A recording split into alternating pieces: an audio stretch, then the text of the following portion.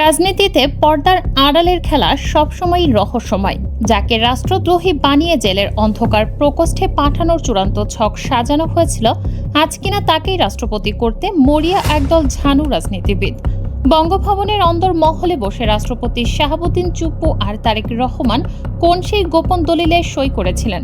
২৪ ঘন্টার এক আলটিমেটাম কিভাবে তাসের ঘরের মতো গুড়িয়ে দিল বছরের পর বছর ধরে বোনা সব ষড়যন্ত্র?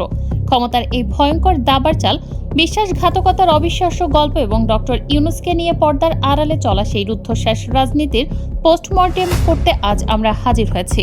ভিডিওটি শেষ পর্যন্ত দেখুন, কারণ আজ এমন কিছু গোপন নথি আমরা প্রকাশ করতে যাচ্ছি যা বদলে দেবে আপনার রাজনৈতিক সমীকরণ।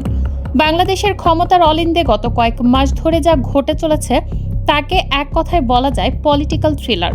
৫ই আগস্টের রক্তক্ষয়ী বিপ্লবের পর জাতি যখন স্থিতিশীলতার স্বপ্ন দেখছিল, ঠিক তখনই বঙ্গভবনের চার দেয়ালের ভেতরে বোনা হচ্ছিল এক বিষাক্ত নীল নকশা। এই ষড়যন্ত্রের মূল লক্ষ্যবস্তু ছিলেন ডক্টর মোহাম্মদ ইউনূস, বিশ্বজুড়ে যার ভাবমূর্তি বাংলাদেশের পরিচায়ক। তাকে নিজ দেশে রাষ্ট্রদ্রোহী প্রমাণের এক নজিরবিহীন খেলায় মেতেছিলেন খোদ রাষ্ট্রের প্রধান অভিভাবক। কিন্তু একজন রাষ্ট্রপতি কেন তার সরকারেরই প্রধান উপদেষ্টার বিরুদ্ধে এমন মরণ কামড় দিতে চাইলেন? এটি কি কেবল ক্ষমতার লড়াই, নাকি এর পেছনে লুকিয়ে আছে কোনো ব্যক্তিগত জিঘাংসা বা অন্য কোনো অপশক্তির মদত? অনুসন্ধানী দৃষ্টিতে তাকালে দেখা যায় এই ষড়যন্ত্রের জাল অনেক গভীরে বিস্তৃত। চুপ্পুর প্রতিটি পদক্ষেপ ছিল অত্যন্ত পরিকল্পিত, যার লক্ষ্য ছিল ডক্টর ইউনূসকে আন্তর্জাতিকভাবে বিতর্কিত করা এবং অভ্যন্তরীণভাবে আইনি জালে বন্দী করা। এই ষড়যন্ত্রের পরতে পরতে জড়িয়ে আছে বিশ্বাসঘাতকতা আর নোংরা রাজনীতির গন্ধ। ঘটনার সূত্রপাত গত 18 জুলাই ঢাকার সুপ্রিম কোর্ট প্রাঙ্গণ থেকে। যখন খবরটি প্রথম চাউর হয়, তখন অনেকের কাছেই তা অবিশ্বাস্য মনে হয়েছিল। জামায়াতের আমির ডক্টর শফিকুর রহমান সরাসরি রাষ্ট্রপতি শাহাবুদ্দিন চুপ্পুর গদিতে আঘাত হানেন। সংসদ সচিবালয় এবং আইন সচিবের দপ্তরে পাঠানো তার সেই নোটিশটি ছিল মূলত একটি রাজনৈতিক ডেথ ওয়ারেন্ট। জামায়াতের আমির তার নোটিশে অকাট্য প্রমাণাদি উপস্থাপন করে বলেন, শাহাবুদ্দিন চুপ্পুর শপথ ভঙ্গ করেছেন। একজন রাষ্ট্রপতি যখন জুলাই বিপ্লবের শহীদদের রক্তকে উপহাস করেন এবং সেই গণ অভ্যুত্থানের আইনি বৈধতা নিয়ে বিতর্কিত মন্তব্য করেন, তখন তিনি আর রাষ্ট্রপতি থাকেন না, হয়ে ওঠেন সংবিধানের শত্রু। ডক্টর শফিকুর রহমানের ২৪ ঘন্টার সেই চরম হুঁশিয়ারি বঙ্গভবনের নরম গদি থেকে চুপ্পুর পতনকে ত্বরান্বিত করেছে। এটি কেবল একটি নোটিশ ছিল না, এটি ছিল রাষ্ট্রের পবিত্রতা রক্ষার এক আইনি জিহাদ। জামায়াতের আমির পরিষ্কার করেছেন যে যদি এই সময়ের মধ্যে বঙ্গভবন থেকে এই মিথ্যাচারী বিদায় না নেন, তবে সুপ্রিম কোর্টের দরজা তার জন্য কঠিন শাস্তির বার্তা নিয়ে আসবে। এই আইনি নোটিশের প্রতিটি শব্দ ছিল যেন এক একটি বারুদ, যা পুরো রাজনৈতিক অঙ্গনে বিস্ফোরণ ঘটিয়ে দিয়েছে। আইনি লড়াই যখন কোর্টরুমে বন্দী, ঠিক তখনই রাজপথের দাবানল ছড়িয়ে দেন বৈষম্য বিরোধী ছাত্র আন্দোলনের অন্যতম কাণ্ডারি নাহিদ ইসলাম। নাহিদের প্রতিটি শব্দ যেন এক একটি তপ্ত বুলেট হয়ে বিঁধেছে ষড়যন্ত্রকারীদের বুকে।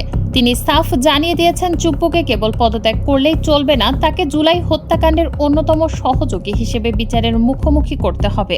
অনুসন্ধানী নথিপত্র বলছে, জুলাইয়ের সেই কালরাত্রিগুলোতে যখন ঢাকার রাজপথ ছাত্রদের রক্তে রঞ্জিত হচ্ছিল, তখন বঙ্গভবনের জানালা দিয়ে সেই দৃশ্য তাকিয়ে দেখেছিলেন চুপ্পু। রাষ্ট্রের সর্বোচ্চ ক্ষমতার অধিকারী হয়েও তিনি কেন নীরব ছিলেন? কেন তিনি ঘাতকদের হাতকে শক্তিশালী করেছিলেন? নাহিদ পরিষ্কার ভাষায় হুঁশিয়ারি দিয়েছেন, ফ্যাসিস্টদের দোসরদের কোনো ছাড় নেই। চুপ্পুকে শুধু ক্ষমতাচ্যুত নয়, তাকে দ্রুত পুলিশ হেফাজতে নিয়ে জেলের ভাত খাওয়াতে হবে, কারণ তিনি এই গণহত্যার অন্যতম নেপথ্য কুশীলব। এই ষড়যন্ত্রের সবচেয়ে রহস্যময় অধ্যায় হলো তারেক রহমান এবং শাহাবুদ্দিন চুপ্পুর বর্তমান সখ্যতা। রাজনীতিতে কোনো স্থায়ী শত্রু নেই, এই প্রবাদটি এখানে ধ্রুব সত্য হয়ে ধরা দিয়েছে। 2011 থেকে 2016 সাল পর্যন্ত দুর্নীতি দমন কমিশনে থাকাকালীন এই চুপ্পুই বিএনপিকে তছনছ করে দিয়েছিলেন। তিনি এমন এক সময় দুদকের কমিশনার ছিলেন যখন হাওয়া ভবনের দুর্নীতি নিয়ে একের পর এক মামলা সাজানো হচ্ছিল। অথচ আজ নিজের গদি বাঁচাতে চুপ্পু সেই তারেক রহমানকেই আসল মুক্তিযোদ্ধার রক্ত বলে তোষামত করছেন।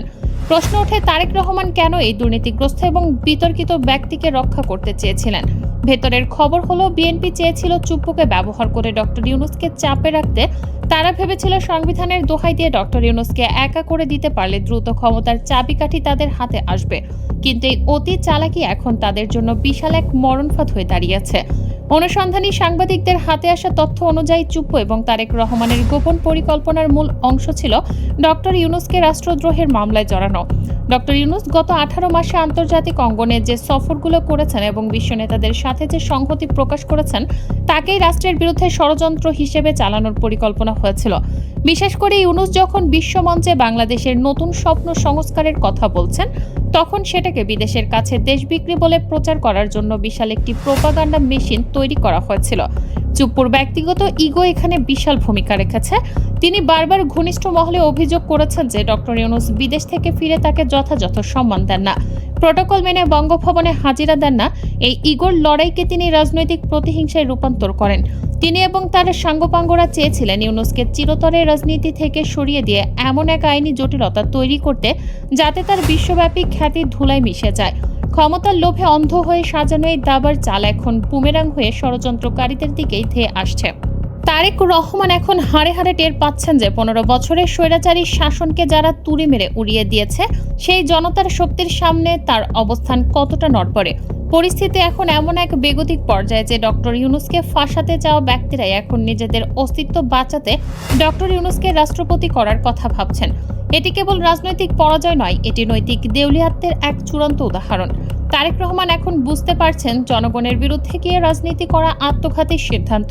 তাই নিজের ইমেজ পরিষ্কার করতে তিনি এখন ইউনূসকেই ঢাল হিসেবে ব্যবহার করার চেষ্টা করছেন। এই পরিস্থিতির উত্তাপ এখন সারা দেশের আনাচে কানাচে ছড়িয়ে পড়েছে। সাধারণ মানুষ আজ রাজপথে নেমে আসার জন্য প্রস্তুত। একজন রাষ্ট্রপতির যে মর্যাদা থাকা দরকার, শাহাবুদ্দিন চুপ্পু তা অনেক আগেই হারিয়েছেন। অনুসন্ধানে দেখা গেছে তার ব্যক্তিগত সম্পদ এবং ক্ষমতার অপব্যবহারের ইতিহাস দীর্ঘ। তিনি কেবল বর্তমান সরকারের বিরুদ্ধেই ষড়যন্ত্র করেননি, বরং অতীতেও তিনি তার পদের অপব্যবহার করে অঢেল সম্পদের মালিক হয়েছেন।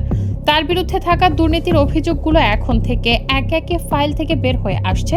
এখানেই শেষ নয়। এই চুপ্পুই একসময় শহীদ প্রেসিডেন্ট জিয়াউর রহমান এবং বেগম খালেদা জিয়ার বিরুদ্ধে অত্যন্ত কুরুচিপূর্ণ এবং ভিত্তিহীন প্রচারণার অন্যতম কাণ্ডারি ছিলেন। আজ যখন তিনি বিএনপির সমর্থন নিয়ে টিকে থাকতে চান, তখন স্বাভাবিকভাবেই বিএনপির তৃণমূল নেতাকর্মীরা তার উপর রুষ্ট। এক সময় যাদের জেল খাটিয়েছেন, আজ তাদেরই পা ধরে ক্ষমতা টিকিয়ে রাখার এই নির্লজ্জ চেষ্টা ইতিহাসের এক কুৎসিত পরিহাস। নাহিদ ইসলাম ঠিকই ধরেছেন, এমন একজন নির্লজ্জ মানুষকে বঙ্গভবনে রাখা পুরো জাতির জন্য কলঙ্ক।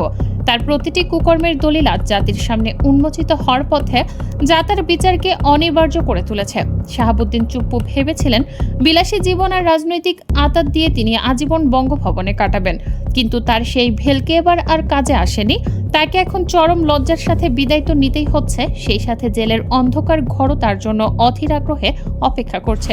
সামাজিক মাধ্যমে এখন একটাই গুঞ্জন ঝড়ের গতিতে ঘুরে বেড়াচ্ছে, আর তা হলো খুব দ্রুতই আটক হচ্ছেন এই ফ্যাসিবাদের দোসর শাহাবুদ্দিন চুপ্পু। আর তার বিকল্প হিসেবে বিএনপি ডক্টর মোহাম্মদ ইউনূসকে বেছে নিতে পারেন। প্রিয় দর্শক, ডক্টর ইউনূসকে কি আপনি রাষ্ট্রপতি হিসেবে দেখতে চান? আপনার মূল্যবান মতামত জানিয়ে দিন কমেন্ট করে।